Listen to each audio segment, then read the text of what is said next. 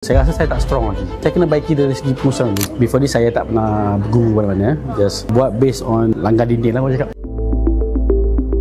Bila banyak benda saya based on study lah, banyak study. Dan bila last 2 years saya selalu tengok ke depan. Saya predict last year which is saya akan dapat satu tahap yang stagnan. Maksudnya sales stagnan dah. Bila dah banyak klinik, dari segi pengurusan pun saya dah dapat detect banyak benda yang saya kata tak boleh nak handle. Handle ni maksudnya kata proper way lah dari segi untuk staff punya development. Saya dapat tawaran banyak orang untuk aspek keluar. Tapi bila saya fikir balik, saya rasa saya tak strong lagi. Saya kena baiki dari segi pengurusan dulu. Last year punya bulan November, saya cuba join lah Emergency Wonder Clinic. Dan a few soalan yang saya tanya tu Tuan Syarifudin boleh menjawab. Saya rasa macam sesuai lah untuk saya. Tengok sini ada package apa semua dan coaching directly. Saya rasa why not saya cuba. Kita kena invest. Saya banyak invest pada knowledge lah. Why not kali ni saya cuba try tanya Fanivo how to do it.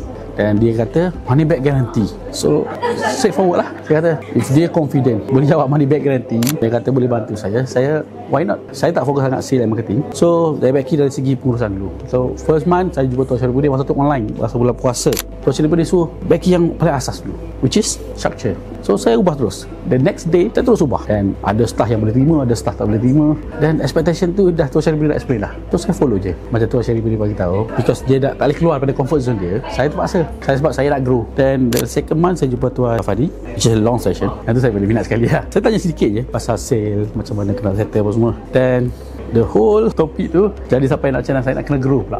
Tuan Fadi tu another level lah. Bila cakap dengan dia ni, dia macam ada surprise dia.